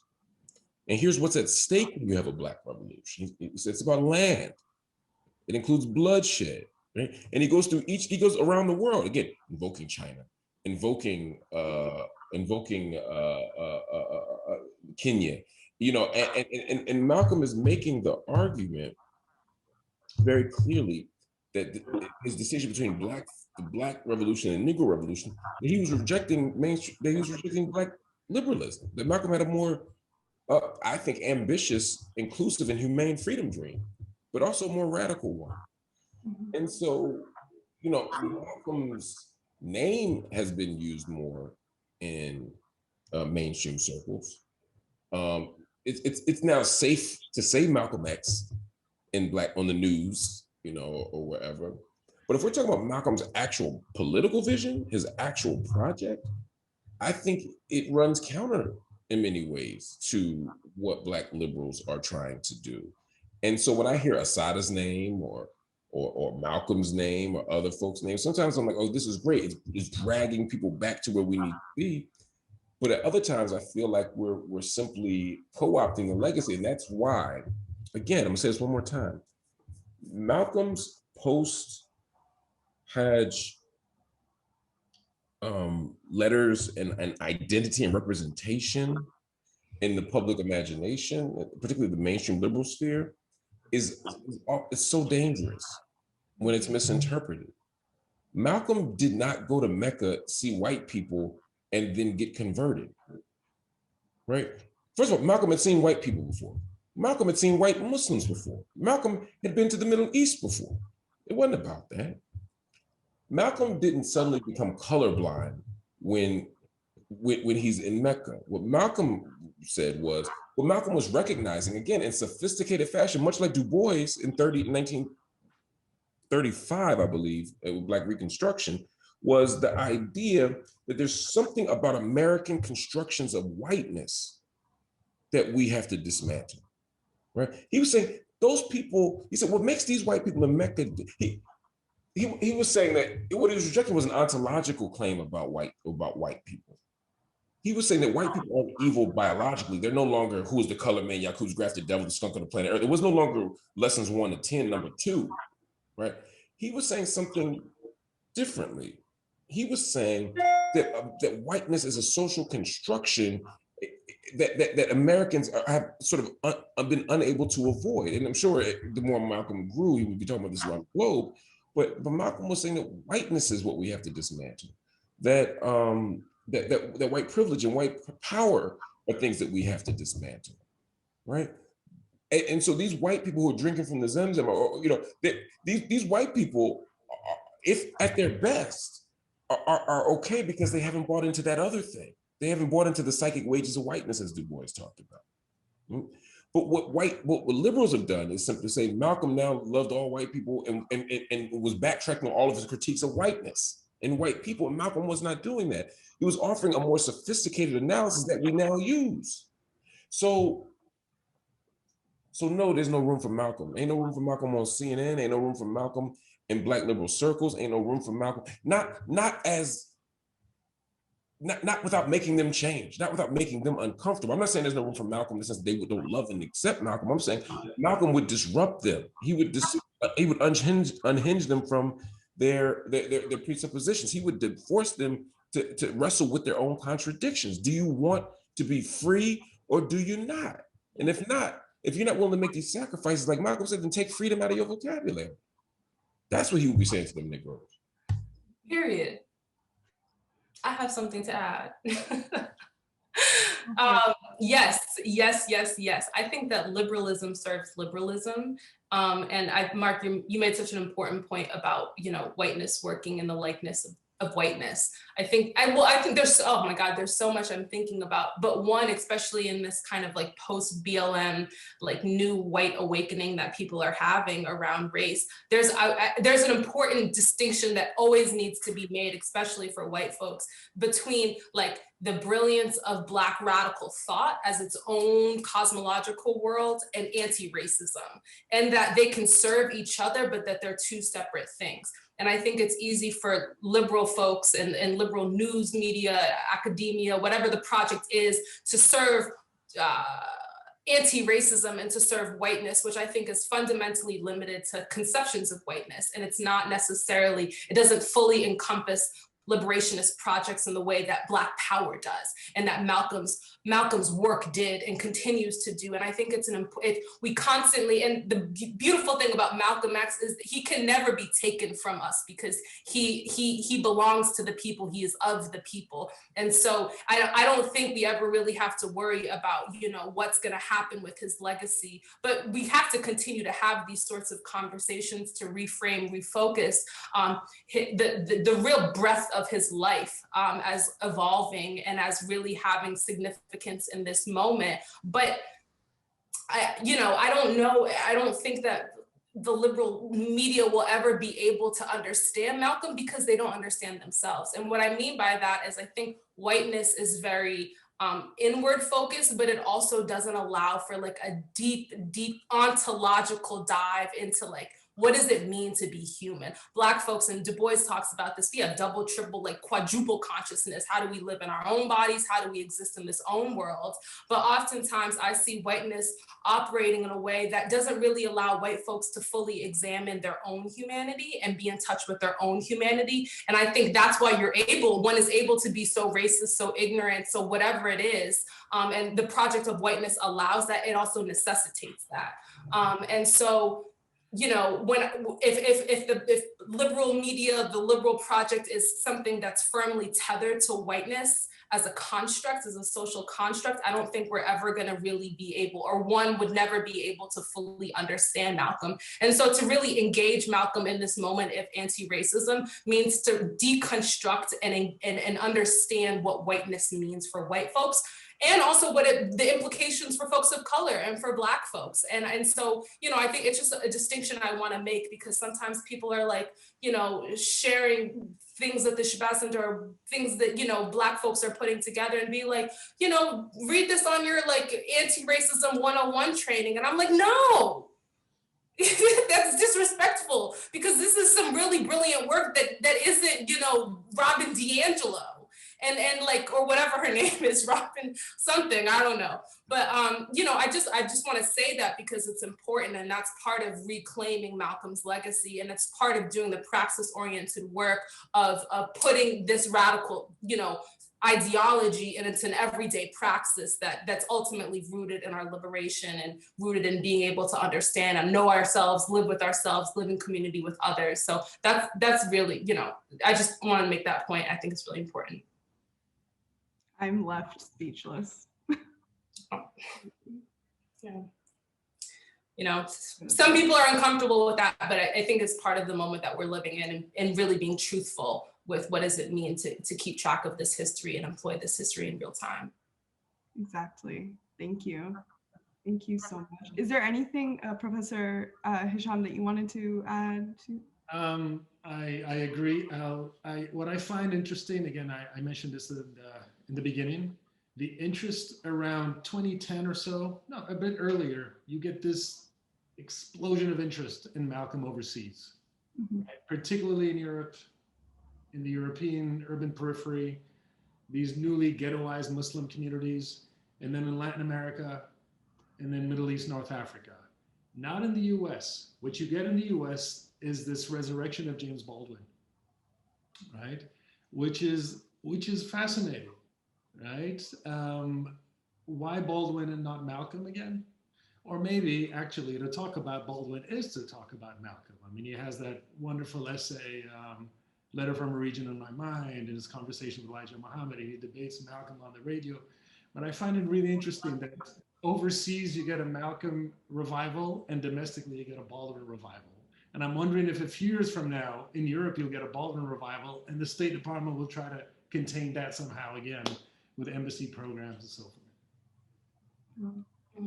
I don't have an answer. I'm just pointing this. No, I think such a brilliant point.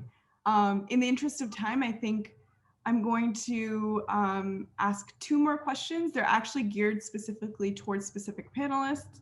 So I think that'll help sort of move us along quickly. The first one is geared towards Professor Hisham, if you want to take a stab at this one.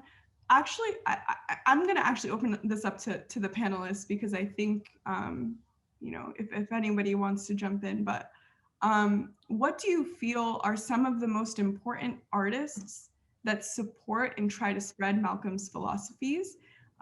Why do you think there is, oh, I'm sorry, that's the second question. So this question is about specific artists that you would recommend or talking about this intersection between perhaps art and Malcolm, hip hop and Malcolm.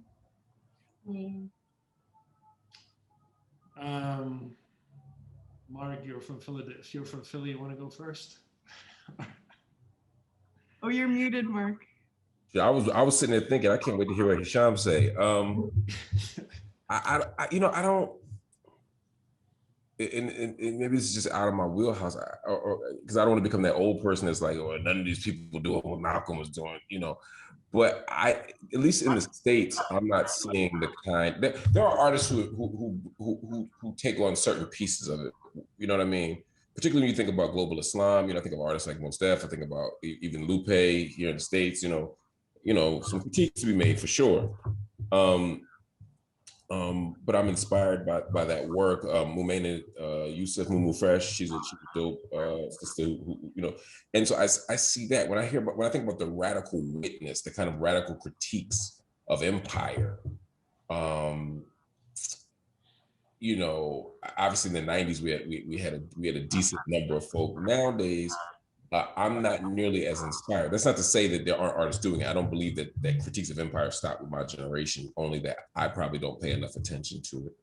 But I'd love to, you know, and again, if, you know, from Philly, we got the Black Thought, I mean, there's so much interesting stuff happening that I'm excited by. I don't know if I see it in the tradition of Malcolm in the way that I understand Malcolm, but I'd love to hear more.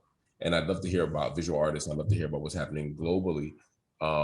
You know, in terms of these critiques, you know, yeah, I'd love to hear from y'all. Y'all know way more about this than I do.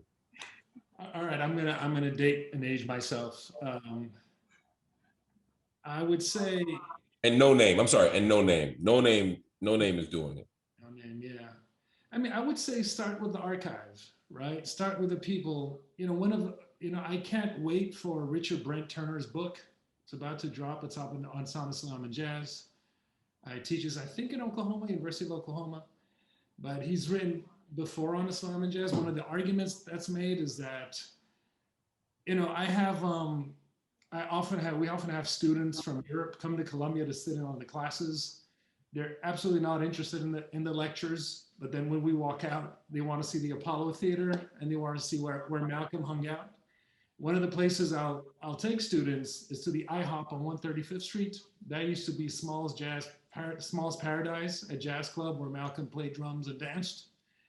And the argument is made that because of his immersion in the jazz scene of the 1940s, it shaped his speaking style. His cadences were shaped by the big band of the 40s and the 50s. And then after his death, his speaking style would inspire Coltrane's music, right? Amiri Baraka mentions this, right? The break from bebop to hard bop. So look at that music. I mean, start with the elders, start with the ancestors, and then move up to Philadelphia in the 1970s. Billy Paul was one of the first to sample. I mean, kind of soft, but you know, his album Turning East is worth listening to. The 1980s. Again, Europe is interesting because Keith LeBlanc, European-American percussionist, he released his, I forget the track, 1983, that samples Malcolm's speeches that hits the charts in the UK, right? And then, of course, the 90s. Listen to the 90s hip-hop that Mark and I grew up with, Guru and Public Enemy and Ice Cube and PRT. And I would recommend people overseas, in London, Low Key, for example, right? I would recommend in France, Medine, in New York, in Washington Heights, Immortal Technique, Afro-Peruvian. Great. Right? Very good. Yeah. In terms of visual arts, I'd say Muhammad Ali out of Birmingham in England. He has a website called Aerosol Arabic, and he's done some wonderful stuff on Malcolm as well. I can't think of anything else now. I mean, that was a lot that I'm going to have to. Oh yeah, Brother Ali. I'm over here taking notes. Brother Ali, my goodness. One, yeah, I actually saw Immortal Technique and Brother Ali both. Brother Ali, my goodness. A couple years ago, they were soundtrack. Yeah, absolutely. Yeah. Yeah. They're great. Naja, was there anything else you wanted to add? I'm trying to think, you know, honestly, like to be really, really honest, I don't know how many people truly embody, maybe it's just, I don't know. But one thing I do think of, and this might not be fully answering the question, I think about Robin D.G. Kelley and Freedom Dreams in the Black radical tradition. And I like everyone, I mean, Robin D.G. Kelley, just amazing. And, you know, one could argue, and not argue, but I believe that also intellectuals, academics are artists in their own right.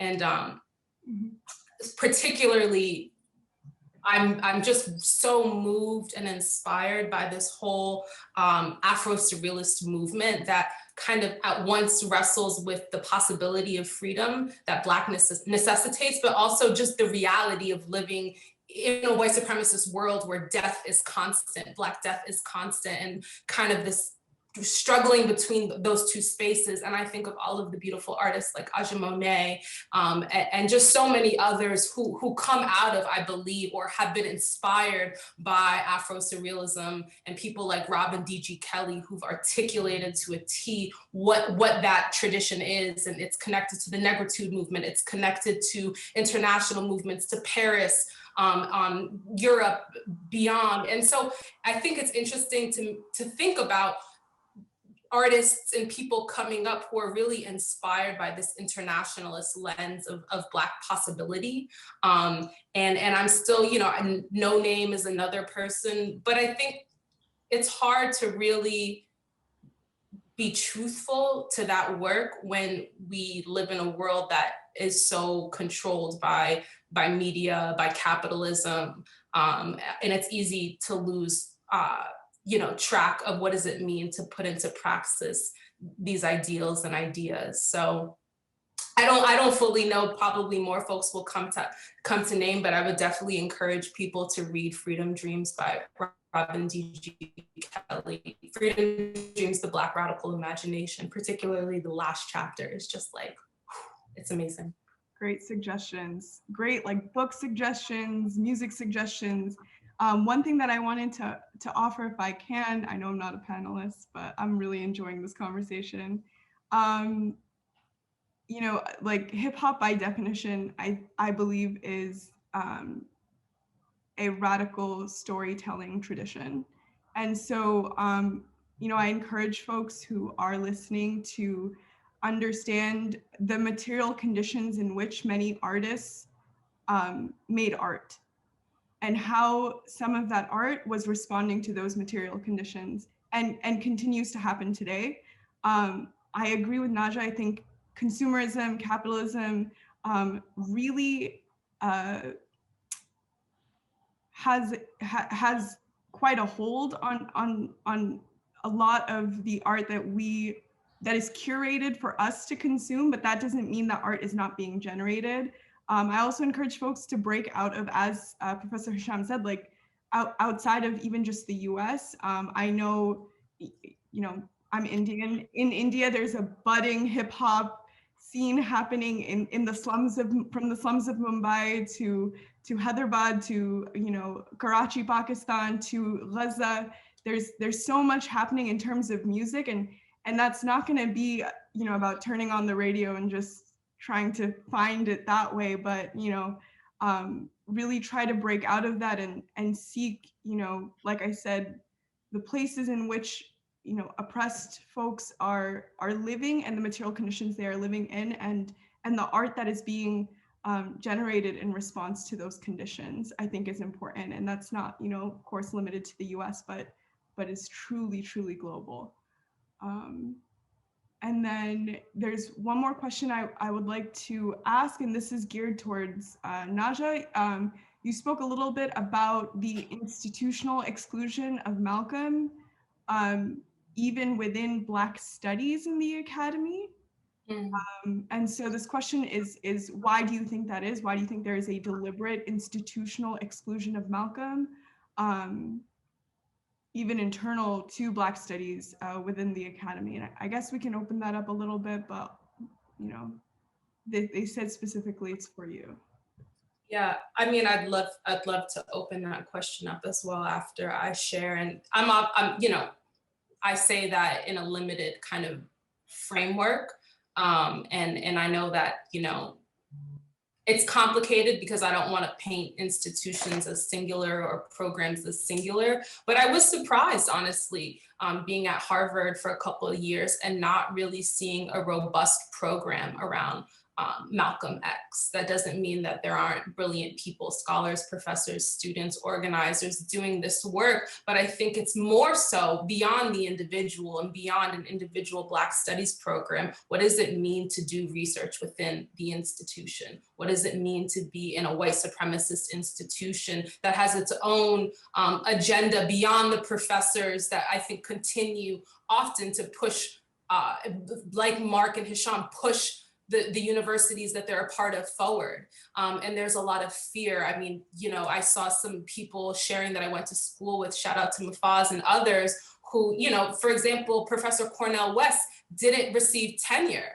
And it's inconceivable to even attempt to quantify or calculate how much that singular person offered tens of thousands of people and thousands of students, including myself. I'm not alone when I say I found a home in Professor West. He was one of the most generous professors, and constantly had his foot on Harvard's neck, or has his foot on Harvard's neck, and they're afraid of that. And so, what does it mean to do work that expands beyond the institution, that expands beyond the Ivy League project or, academia? And so I'm excited. I think more than anything, I think that's part of the context in which Black studies programs become very limited or sort of glorify and confine themselves to something like maybe the civil rights movement. But then we can look to spaces like the Shabazz Center or to Uncle Bobby's or to Freedom Schools as places that we can continue these intellectual projects beyond institutions that are exclusionary and limit us to some degree. And so that's what I'm excited. What does it mean to create our own program, our own understanding of Malcolm that, isn't necessarily, rooted in pushing out a paper that only a couple folks are going to read, but it's really focused on, so what does it mean to change the material conditions of the community that we live in? And how do we explore those questions? Because these are the needs that we're facing right now. And this is why we're doing this work. And I know for so many folks, including myself, the reason I wanted to study Black studies is because I saw what was happening in Ferguson. I saw what was happening in Harlem and Charlotte, North Carolina. I was at a protest where a protester was killed by the Charlotte police. And so for me, it was like, how do I understand myself? How do I understand my responsibility in this world? And that's why I wanted to continue at divinity school. And I think that's why so many folks are in academia, because we have the space to explore these questions, but we really have to be more comfortable with leaving the sort of comfort or whatever it is that we know within that academia offers in places like Columbia, et cetera, offer, and decide that we're going to take this work and share and learn and build outside of these institutions, and really bolster up places like the Shabazz Center and others who are doing this work, and also calling on community elders and historians that haven't always had access to tenure, haven't had access to institutions and the resources to push out the knowledge that they hold, and that's so central to this project. Exactly. Thank you so much, Naja. Professor Hill, Professor Hisham, is there anything you want to add? I'll just say why Malcolm makes the powers that be uncomfortable. When you look at the minority communities, the urban minority communities who gravitate towards Malcolm's message and so on, they tend to be in sort of in a liminal position. They don't have full rights. They live in marginalized areas, heavily policed. And one of the messages of Malcolm is, you can rise above all that. There's the rest of the world. And I remember someone saying, what we're trying to do is talking about the context in Europe, a state official saying, we're trying with our immigrant population and the children, we're trying to transnationalize them. Detransnationalize. What Malcolm does, he does the opposite, right? He tells people, you can rise above this situation, the rest of the world is yours. And so the fear is that too much interest in Malcolm will sever the link between these populations and the nation state, right? And if you look at the debates between Malcolm and Bayard Rustin, I mean, they debated lots of things, Israel, Palestine, integration versus radical international. One of the things is, you don't go overseas and criticize your country, Rustin would say. You criticize your country within its borders. And Malcolm said, no, if you look at, I spent so much time in the archives in Cairo and Paris and so on, trying to find newspapers that covered Malcolm's trips, and I couldn't find stuff. But then I came here, and then when the Schomburg got the papers, he meticulously collected everything that was published about him. Ghanaian newspapers, Saudi newspapers, and so on. And he's often in debate with Rustin on one hand or Ralph Bunche on the other, right? And the debate is about, how do you speak about your country when you step outside of its borders, right? And I think that's what makes people uncomfortable, having somebody at the international level speaking the truth so powerfully. I love that we're contesting the nation state in this conversation. It's very relevant, and I think is a brilliant answer to this question. One that I will say I was not expecting. Mark, I think you were going to say something, but I'm not sure. No. I appreciate what has been said. I would just add my last word on it in terms of the context of the academy is just, I think we have to be honest about where we are in terms of politics of Black studies, right? It's not that Black studies is a radical space that often that somehow excludes Malcolm. It's that the exclusion of Malcolm is symptomatic of a deeper problem, right? Which is that we too often have reduced Black studies to something other than what it could be, which is a radical field changing, epistemology shifting, world-making, intellectual praxis. And until we do that, then Malcolm will always seem appropriately excluded from the canon and from the classroom and etc.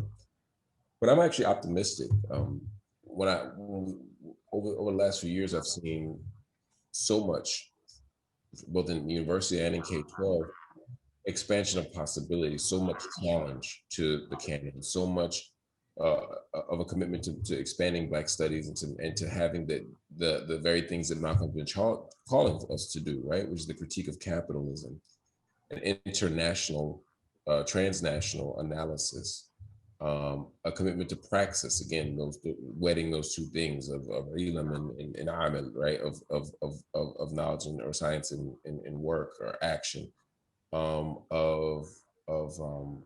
of constant growth and development and self-critique. For me, that's Malcolm, but that's also what Black studies at its best is. And so while Malcolm is outside the reach of it, particularly as universities become more corporatized and universities look more and more like multinational corporations and institutions of higher learning, even against that backdrop, I'm watching something different happen in Black studies departments around the world. And so, as with all things Malcolm, I'm left feeling hopeful. Thank you. Thank you for leaving us with that thought. With that, I'm going to start to wrap up. But is there anything else? I want to allow the panelists, if there's anything you'd like to offer or even plug. I always have a plug. Not always, but today I do. Mitchell Plitnick and I wrote a book that we're very proud of. It's called Except for Palestine, The Limits of Progressive Politics. I would encourage everyone who is inclined to buy it to do so. We think we make an interesting intervention, an important piece of the conversation about where we are. And Malcolm's legacy, is the kind of legacy that energizes me to think about this issue and to engage it in the way that I have. So that would be all. Just encourage people to support that. And to get it from Uncle Bobby's bookstore. That's always the best place, Get it wherever books are sold, but why not do it from an independent Black bookstore?